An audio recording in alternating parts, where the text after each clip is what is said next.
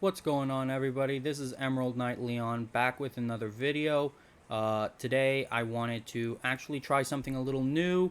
I've been wanting to start up a little mini series discussing rules and learning how to play the Digimon card game for new players. And I wanted to experiment and see how I should go about this. So this video could be considered maybe a prototype. Personally, I'd love your feedback on, this, just to see, if how I should go about it, what I should change. Should I incorporate some, live videos?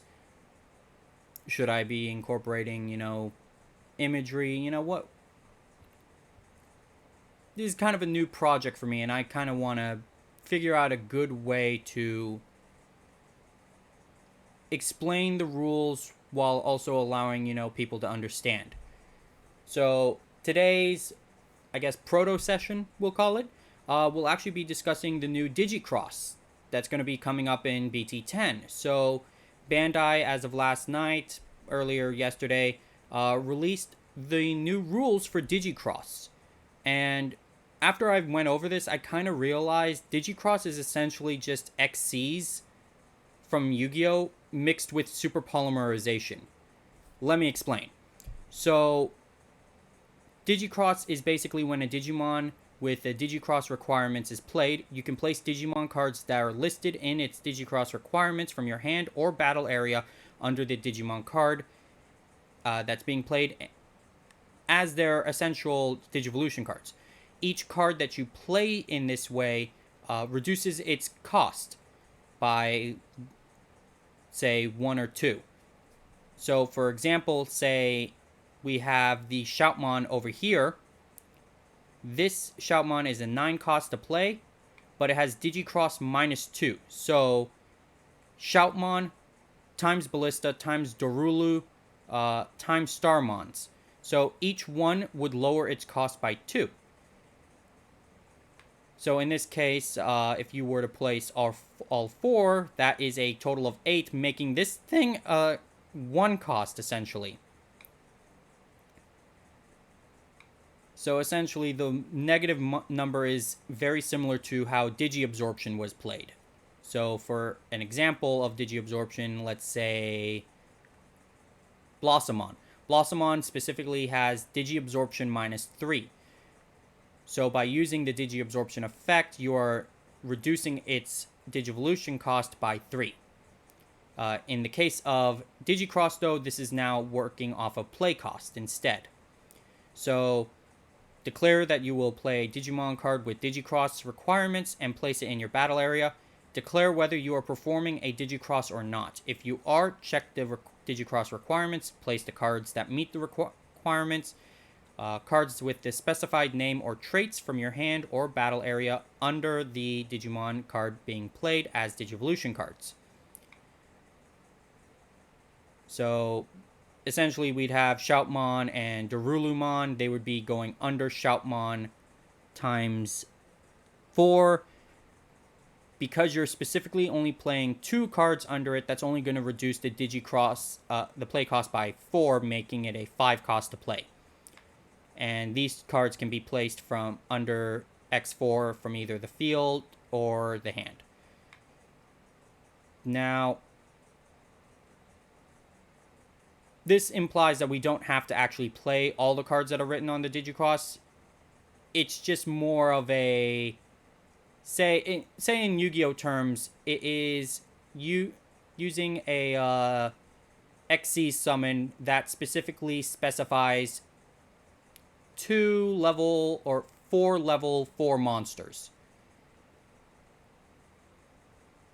That in itself basically implies that they're mandatory. In digixcross's case, it is not. It's more flexible, like, say, if you were to have a fusion card that specifically says type instead. So it's a little more flexible in that you don't need to place everything under it. It's just much more manageable if you do. There are other ways of going about this, though. We have actually been introduced to some cards from the set, specifically the Tamers, that have certain effects that lets you play Digimon that are under that Tamer under the digixcross as evolution cards. So this is coinciding with a new mechanic that the game has introduced called save, where when deleted, you may place this Digimon under a Tamer.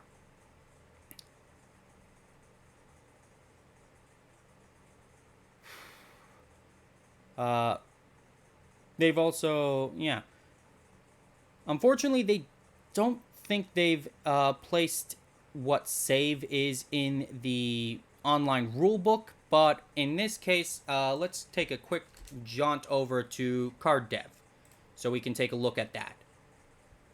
The reason I'm going over save is because save is technically a application of digixcross. So for example, here's Shoutmon X4. This was what was used in the official rulebook as an example.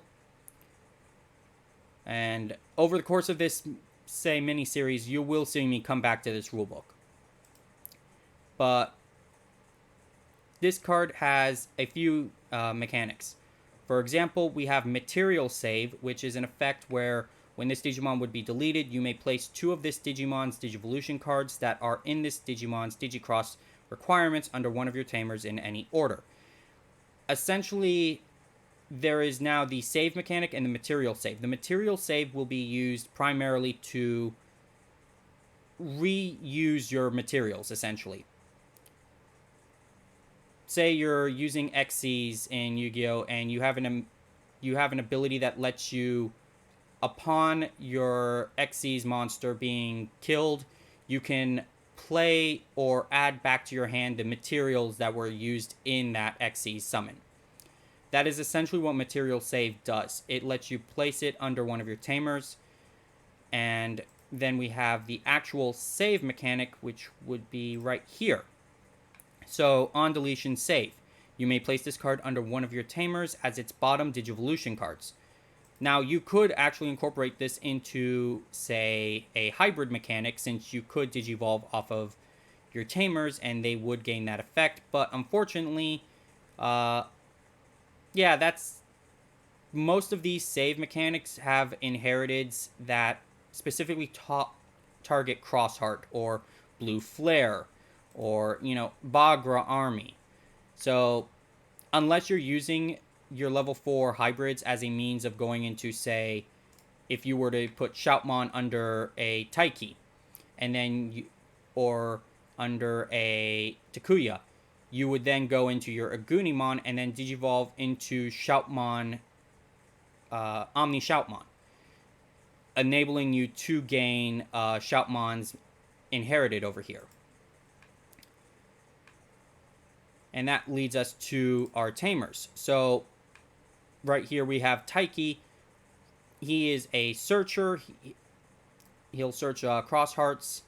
And then he also has a effect that lets him take one of the Digimon with Crosshearts and its traits from the 4 cards you revealed and place it under him.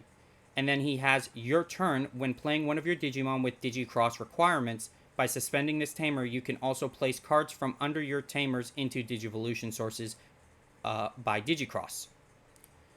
So this can effectively let you have a lot of materials out on your field instead of that aren't just relegated to your battle area or your hand. You have, say, your own mini side deck, I guess you could say, in the form of the Tamers that let you do this. Now, this also had other rulings, which we can actually go over on the right here. It should be under... I doubt they posted the QA, but let's gonna see if I can read this. Can this God, I hate it when this happens. Okay, we're gonna just save the image quickly. Okay.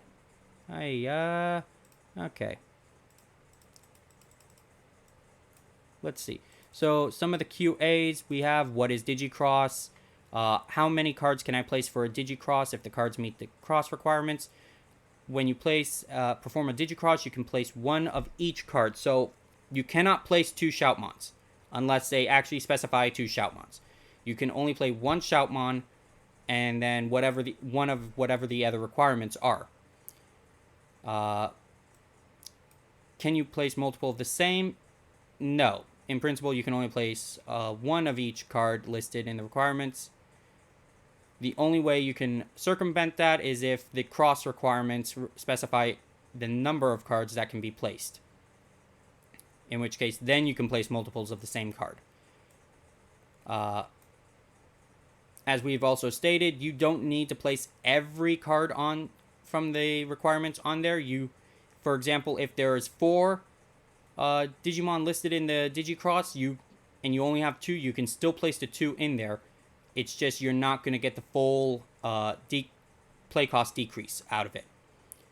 And another interesting thing they mentioned, if I place one of my Digimon from my battle area as a Digivolution card for a Digicross, what happens to the Digivolution cards under that Digimon? They are trashed. Goodbye. They're done.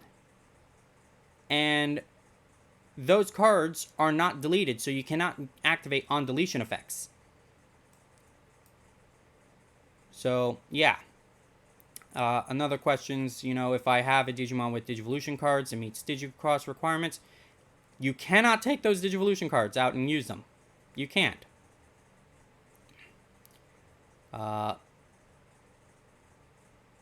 Even if a Digivolution card meets a Digicross requirement, you cannot perform the Digicross by taking just that card out. You cannot. You cannot Digivolve into a Digimon with Digicross requirements and perform the Digicross. That is specifically can only be performed when you hard play. However, if you play a Digimon card with Digicross requirements by activating an effect, you can perform Digicross in order to reduce that card's play cost.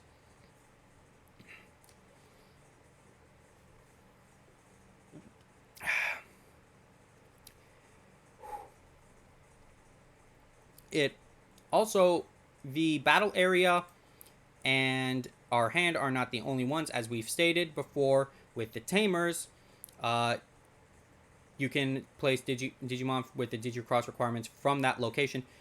However, this specific question, I play a Digimon with Digicross requirements from a location other than my hand, such as my trash, security stack, or my Digimon's Digivolution cards.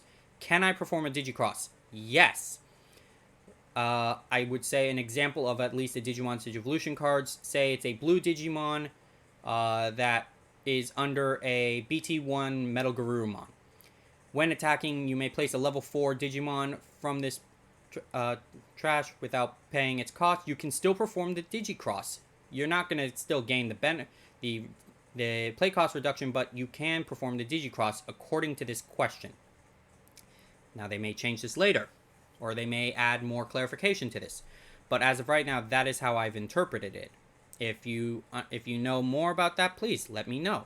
I very much appreciate it. So, here's an interesting one. Say we have Psychmon or the Starter Deck 12 Solarmon, where their effects say, players can't reduce play costs. Does that mean I can't perform a Digicross? No, you can still perform it. However, the play cost won't be reduced, sadly. But you can still place the cards that meet the cross requirements as Digivolution cards. You just are not going to be able to reduce the play cost. So that Shoutmon X4 is still going to be a 9 cost. Still going to say that. And finally, Digicross is not an effect. It is not considered an effect. They've also listed timings for placing cards for Digicross. So if playing a Digimon with Digicross requirements, the effects are activated when you would play this card, such as effects that add to or subtract from the play cost. They will activate before placing Digivolution cards for the Digicross. If it is possible to select whether an effect activates or not, you are allowed to make your selection and declare it before placing Digivolution cards for the Digicross. However, after all the effects have activated, then you may place the Digivolution cards and reduce the play cost. If you place the cards in its Digivolution cards before you activate any of those other effects. You won't be able to activate those effects unless they are automatic. So you have to be aware of the timing for using digicross. But that is all we have right now for digicross right now. We do have, other tamers that have the effects. For example, Uamano, when you would play a level 4 or higher Digimon with Bagra Army in its traits, by placing up to 3 purple Digimon cards from under your tamers in that Digimon's Digivolution cards, you can reduce its play cost by 2 for each card. Similarly, say for example, Nene doesn't have that for some reason.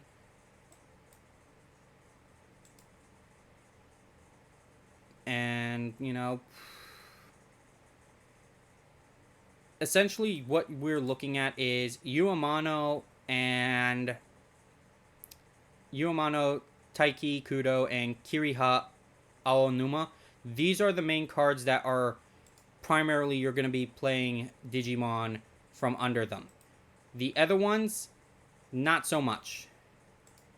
However, Uamano is an interesting one, as he does not specify this tamer. It's specified as from under your tamers. So Uamano could probably steal cards from other tamers. So you could be running Taiki, Uamano, and Kiriha, and you would be able to do that. Now, these are still samples. They haven't been fully translated. We won't know if these are legit, but Taiki also says the same thing. You can also place cards from under your tamers, and so does Kiriha. I don't know if this is going to be translated into that. Otherwise, if it isn't, and it is these translations staying the same as is, that opens up a lot of room. We would be able to place cards under a lot of our other stuff if needed.